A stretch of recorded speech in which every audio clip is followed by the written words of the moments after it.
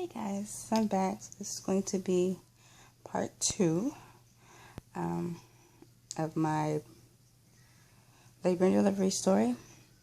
And I think I ended off with me eating before my cutoff time of me not eating until I have my son. And so yeah, to go up to speed, my due date was 5/27. And my appointment was the next day, which is 5/28. But after I got to the hospital, when I did the eating and stuff, by the time with me eating, before I even started eating, they already came in and did the IV in my arm, and was shooting fluids and stuff through my body. And they had the belt over my stomach to hear his heartbeat, to keep track of that, and to also keep track of his movements. So that went on for a while. So what they were doing is they were giving me some medication to ripen my cervix. Because like I said in the previous video, I haven't had any change as far as him dropping or my cervix opening or anything like that. I wasn't dilated, I wasn't anything. So the medication they were giving me was supposed to ripen my cervix so that the next day, which would have been the 29th, they could have actually induced me. But as that process was going, I really didn't. To me, if I turned to my right side, I would have pains.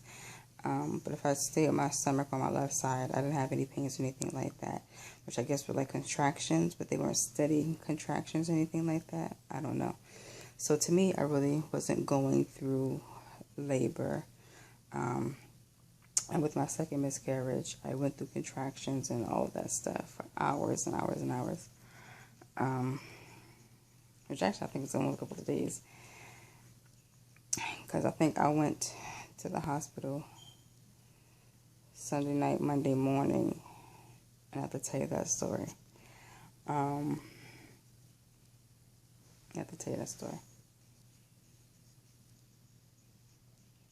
But, sorry. Anyways, I wasn't really going through any contractions. At least to me, I wasn't feeling any contractions, but according to the machine that they had hooked up to me, I was going through contractions. But unfortunately, they stopped with that because his heart rate, my son's heart rate, was fluctuating up and down, and it was getting low, and they didn't like that. And they said that if his heart rate was doing that, then and I was just ripen my cervix, then with them trying to induce my labor, it would have been an issue, and they didn't want to do any harm to him. So I was just going to, I was being scheduled for a C-section the next day, which is the 29th. And I think, if I have it right, my C-section was scheduled for 12 o'clock, around that time. And I had him at 12:14. 12:14 is when I had him. Stay close to me, but you gotta eat the booty like grocery. But you gotta get rid of these hoes for me. Just gotta stay so for me. Ooh, like, ooh. Interlude, sorry. Whatever. But yeah, so that ended. So what they did was just continue to shoot fluid through my body. I guess I don't get dehydrated or maybe like feel like I'm starving to death or whatever. Yeah. So that was the 28th. Next day coming, I had my son. Woke up that morning, they got to check the vital signs and heartbeats and all that other stuff. And then, the anesthesiologist come in and talk to you, and then your doctor, which comes in to make sure you're okay and get ready. And then you get ready. It sucked. It was heartbreaking for me because I had a pretty good pregnancy, a pretty easy pregnancy. So I didn't have any issues, really, any I didn't have any issues with him during my pregnancy, no medical issues or anything like that. My blood pressure was fine. During my whole pregnancy, my blood pressure was fine. And, diabetic issues, sugars, nothing. I was really good. I was really fine. And I wanted to, shoot for doing an actual natural pregnancy with no type of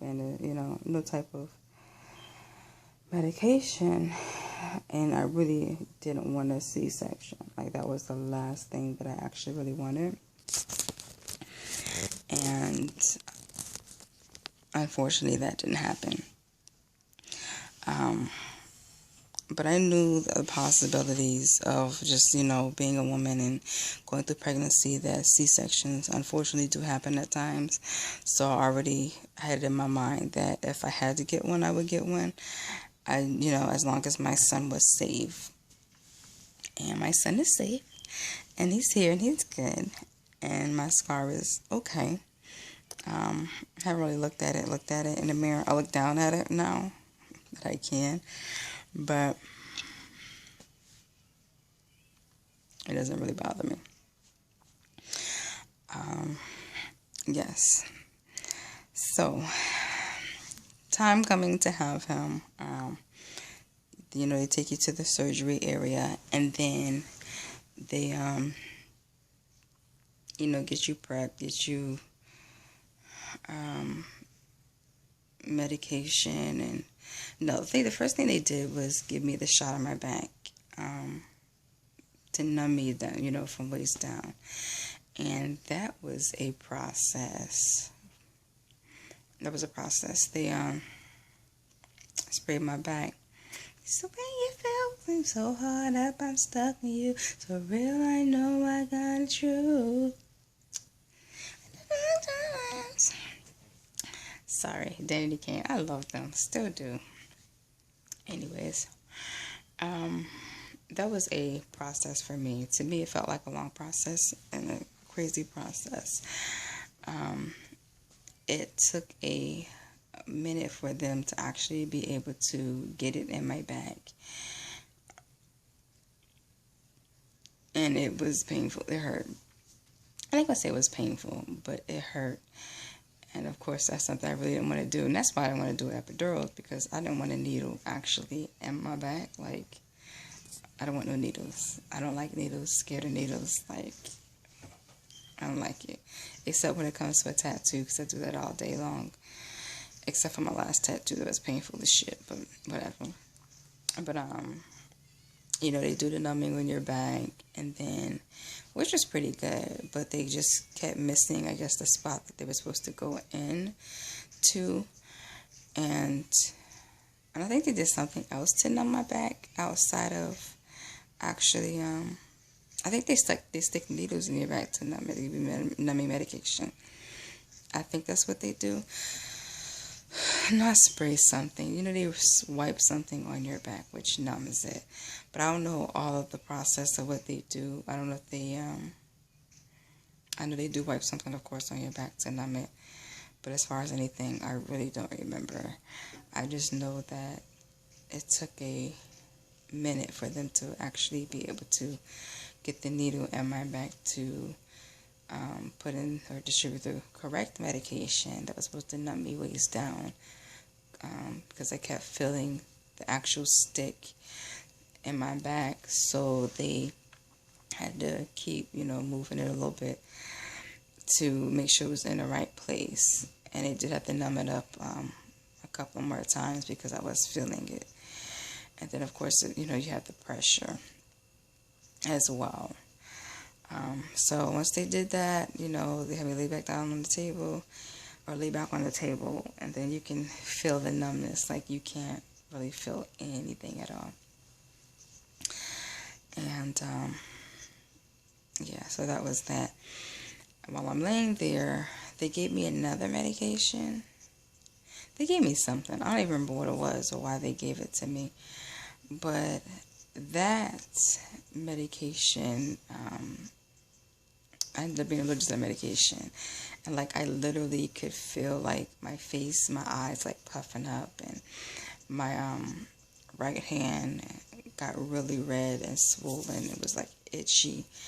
And so they ended up giving me Benadryl to help with the reaction that the medication was actually giving me. And from then on, I have had problems ever since. So I don't know how long the process was for them to do all of that and then to go in and take and get my son. But I do remember my mama finally was able to come in, and she sat with me, and then, you know, she looked at also looked at the process of them getting my son. And all I could feel is the pulling and like the pressure. No pain, just the pressure and stuff. And my stomach going up and down. Like, it was just weird. And yeah, so I cried a little bit during the process. And, you know, and then I heard my son's crying, which was awesome. And my mother got videos, little, you know, Nick Picker videos, and also pictures of that process, which is awesome. But yeah, this is part 2, and I'm going to go and do part 3 of this video. See you in a little bit.